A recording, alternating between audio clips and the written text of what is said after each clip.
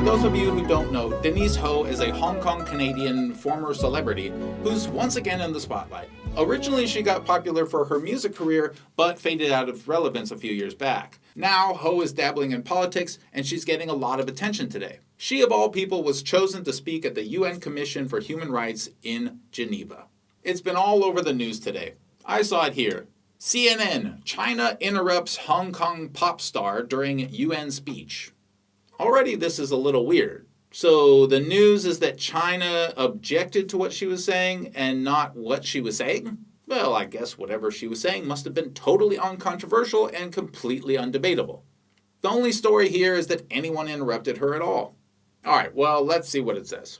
China's delegation interrupted Ho's speech twice by raising procedural motions. First, it accused Ho of violating the UN Constitution by referring to Hong Kong as a country rather than a part of China, and asked that she use the wordings that conform with UN rules. The Chinese diplomat used the second motion to accused Ho, this is CNN, right? Accused Ho of baselessly attacking the one country, two systems arrangement under which the city is governed. Ho ended her speech by asking, wait, aren't you going to tell us if those claims were true? I mean, you just said that China made these two claims. One, Ho is referring to Hong Kong as a country, and two, Ho attacked the one country, two systems arrangement baselessly.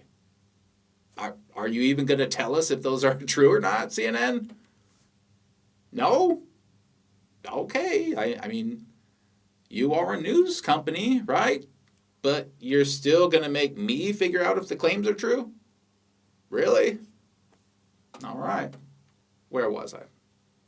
Oh, so then the article says, Ho ended her speech by asking the UN to convene an urgent session to protect the people of Hong Kong and remove China from the UN Human Rights Council. You know China's in Hong Kong, right, Ho? So you would be kicked out too. I mean, wait, aren't you with the NGO? Who are you? So then the article changes to talking about the riots, and that's it. It never even tells us what else Ho said, or what her point really was, or if what China says was right. It's like they didn't have anything to say, so they just quickly made an article. Done. Let's take a look at what she actually said. Let's do CNN's job. The Vienna Declaration guarantees democracy and human rights. No, it doesn't. The Vienna Declaration is not a guarantee of anything. Read it. It's basically a long, rambling declaration to have nations work together to encourage better behavior and rights, including, yes, democracy. It talks about toxic waste, rape, and all kinds of other things, good and bad. It's sort of a long-winded plaque to put on your wall. There's no guarantee in it. And just like it doesn't guarantee democracy, it also doesn't guarantee that there will be no toxic waste in the world. You know what else it doesn't guarantee? That there will be no violence or terrorism. What it does do is encourage democracy and other things. And it equally as strongly discourages acts to threaten territorial integrity. Like, for example, I don't know, calling Hong Kong a country in a UN convention. But maybe you didn't even say that. We're going to find out now. It equally strongly discourages terrorism. Terrorism, according to Hong Kong law, is, quote, the use or threat of action where the use or threat is intended to compel the government. So as equally as the Vienna Declaration guarantees democracy, it also guarantees that no one would, commit violence to compel the government. Like, for example, by smashing in windows and shutting down a legal bill by violence and force. Anyway, so a minority of the people in Hong Kong protested against their own country violently, which is called separatism and terrorism according to Hong Kong's legal definitions. What does this have to do with democracy? And if it is about democracy, why did protesters put a British colonial flag up? Hong Kong wasn't democratic under British rule. It was a puppet state. And it's not even that I necessarily disagree with you, Ho. It's that your side has been committing mildly violent terrorism to push the narrative. And I almost don't even want to start talking about this until my history series comes out, but you're part of a country much larger than just one city. One city wanting something does not a democratic vote make. But we'll talk about that later in the video. All right, go ahead. Last month, 2 million people walked in peaceful protests, fighting an extradition bill that would remove the firewall protecting Hong Kong from interference of the Chinese government. Peaceful protests?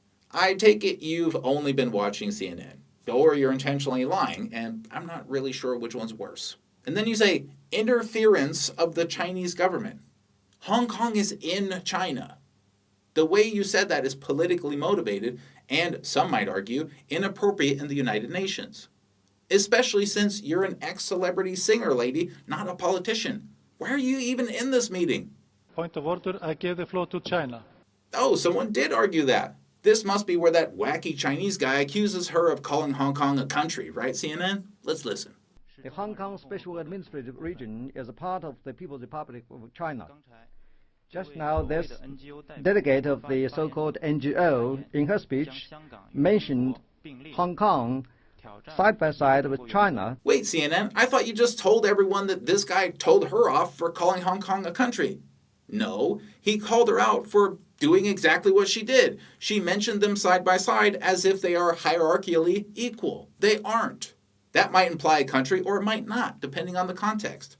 But it almost certainly implies independence, which borders on sedition, which might actually be a crime. You think people should be committing crimes in UN conventions? So far, to me, that sounds like the news. She just implied that China has no right to be involved with Hong Kong when it is in fact the country to which Hong Kong belongs. And you know what? The vice president agreed with China and asked her to follow the rules. That's not in this article for some reason, CNN. Maybe you didn't have enough room in your article because you put in this picture completely disproving everything Ho said. Yes, this is a picture of so-called peaceful protesters who have forced their way into a government building to commit more crimes inside. Then she goes on a long talk about various perceived injustices. I won't go through all of them, but I will say I find it puzzling to see people like her complain that dozens were arrested. Lady, bring 2 million people to Washington, D.C. and start throwing bricks at police officers and smashing through government building windows. Then run in and commit the same acts you guys did in Hong Kong. You will beg for only 12 people to be arrested. The U.S. would declare martial law, shut down the entire city, and have the damn army on the ground with live ammunition and air support before you can say, but democracy. I was shocked to see how restrained the Hong Kong police were. That's probably why there are pro-police counter-protests that almost nobody reported on.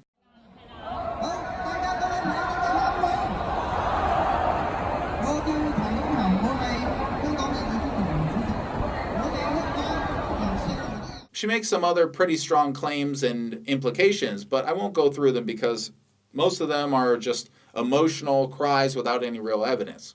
That's fine, though. I mean, she can believe whatever she wants. Since the handover, we saw our autonomy slowly eroded. China is preventing our democracy at all costs. The Sino-British Joint Declaration is a binding treaty registered with the UN. Yet after only 22 years, China is denying its obligations. The one country, two systems is nearing its death. Protests are still ongoing. There is a point of order. I give the floor to China. Wow, there's a whole lot there.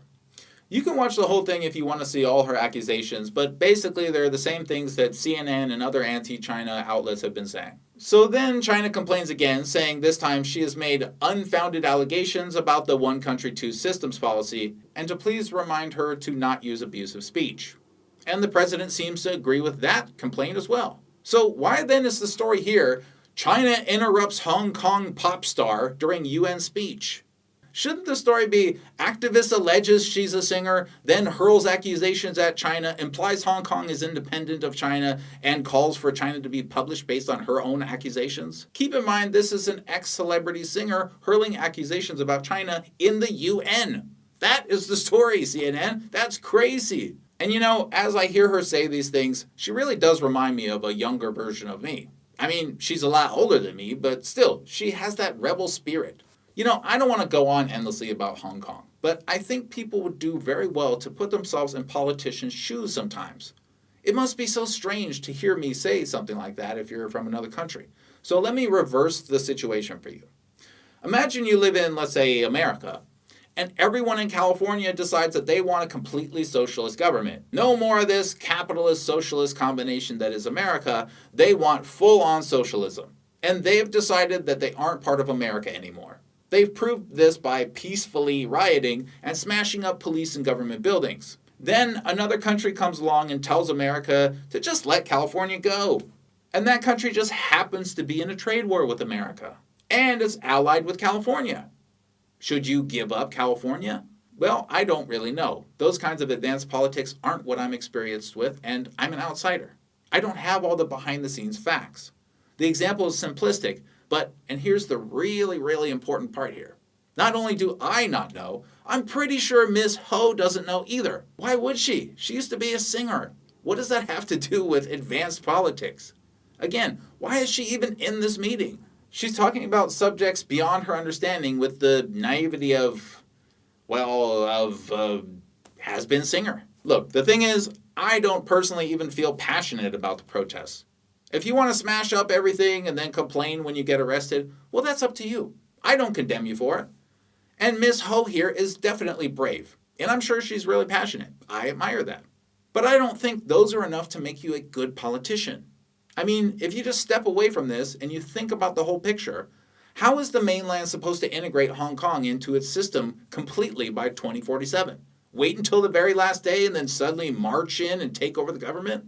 How do you think that will go if you guys can't even stop smashing buildings over the exact same kind of extradition treaty everyone everywhere else has? So, and I have no idea if this is what they're doing. If I were in charge of this whole thing, I would really be trying to integrate gradually over time. It seems like that would be the smoothest way possible. Of course, there will always be random singers and 25-year-olds who totally understand everything in the world, but the world moves on. Let's get out of politicians' way so that they can do their job, please. And like I said before, why don't you come on over to Shenzhen and just see how scary it is? We'll grab a latte at Starbucks and you can tell me all about it.